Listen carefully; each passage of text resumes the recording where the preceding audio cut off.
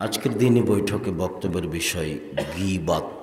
আল্লাহ তোমার নামেরই গান গাই সকাল সন্ধ্যা, তোমার নামে তোমার শানে এই আদম বান্দা। আল্লাহ তোমার নামেরই গান গাই সকাল সন্ধ্যা। পরনিন্দা। এমনি তো দল সংগঠন আছেই, তার উপরন্তু নির্বাচন আসছে। মানুষ তো বিবেচনা হারা হয়েছে।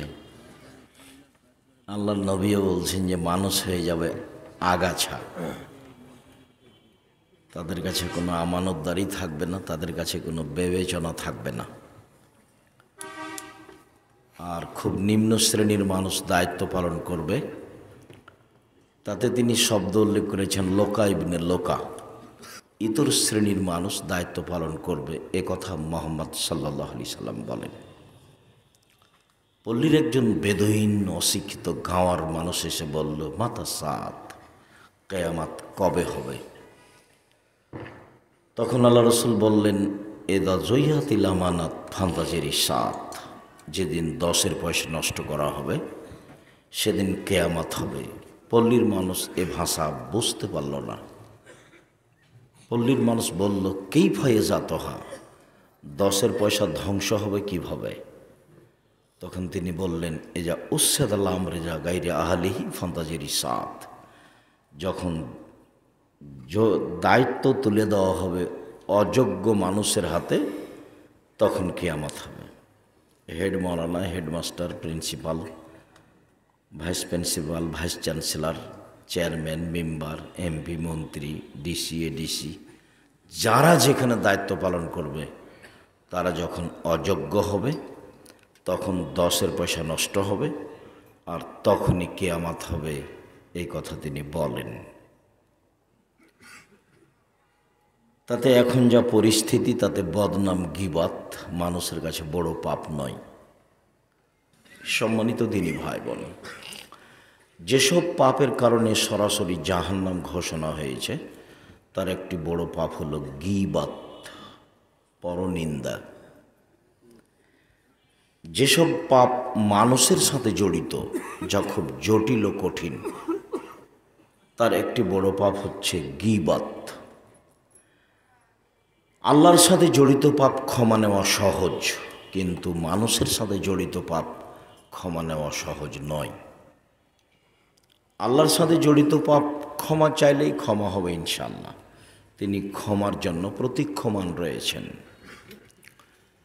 ইবলিসকে যখন আল্লাহ বললেন যে আমি যে তোকে বললাম যে আদমকে মেনে নে, তো মানলি না কেন? তো ইবলিস বলছে, আমি হচ্ছে আগুনের তৈরি আর আদম হচ্ছে মাটির তৈরি, আমি তাকে কেমনে মানি? তো আল্লাহ বললেন যে তুই এখান থেকে চলে যা, তুই বিতাড়িত, তুই আমার রহমতের বাইরে। তখন ইবলিস বলছে, আচ্ছা ঠিক আছে, আমি চলে যাব, তবে আমার একটা কথা। কি কথা? আমাকে কিয়ামত পর্যন্ত বেঁচে থাকার সুযোগ দিতে হবে। তো আল্লাহ বললেন, ঠিক আছে, এলা ওয়াক্তি মালুম, একটা সময় পর্যন্ত তোর কথা মেনে নিলাম। যখন আল্লাহ তার কথা মেনে নিলেন, সম্মানিত দিনী ভাই বোন, যখন ইবলিস সময় পেয়ে গেল, তখন বলছে যে রব্বি, দেখেন বলার ঢং কেমন, রব্বি হে আমার প্রতিপালক, ও ইজ্জাতেকা, তোমার সম্মানের কসম, লা উগবিয়ান্নাল ইনসানা মা দামাত আরওয়াহুম ফি আজসাদিহিম, আদম সন্তানের দেহে যতক্ষণ পর্যন্ত শ্বাস থাকবে আমি ওকে পাপী করবই।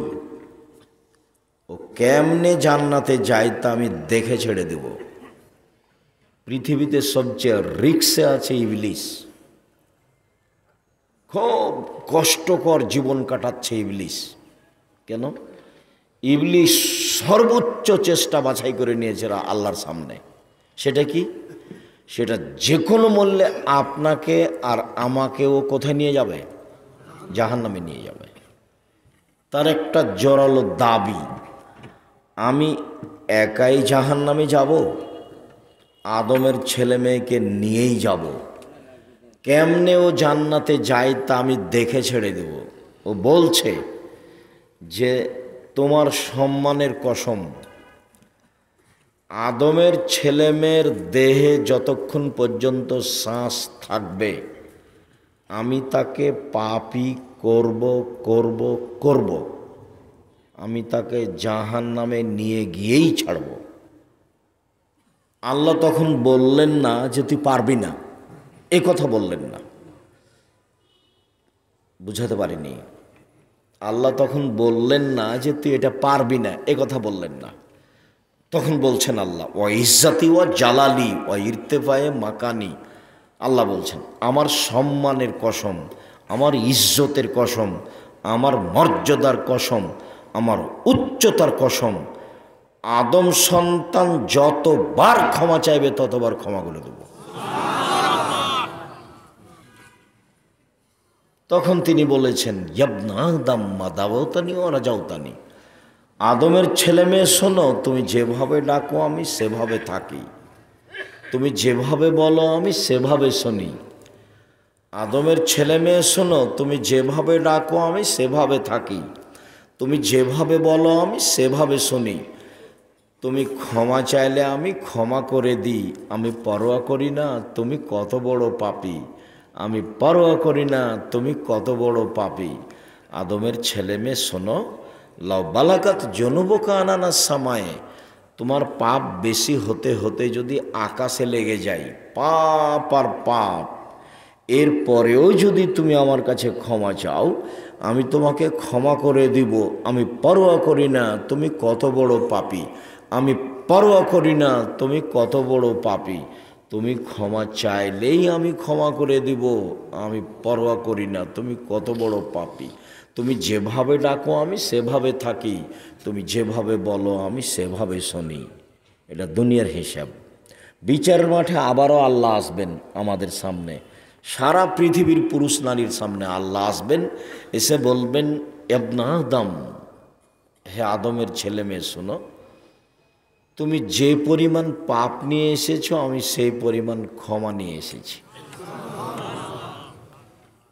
তোমার যে পরিমাণ পাপ আমার সেই পরিমাণ ক্ষমা, তোমার যে পরিমাণ পাপ আমার সেই পরিমাণ ক্ষমা। তোমার পাপ যত আমার ক্ষমা তত, তোমার পাপ যত আমার ক্ষমা তত। আমি তোমার সব পাপ ক্ষমা করে দেব, তবে শিরক,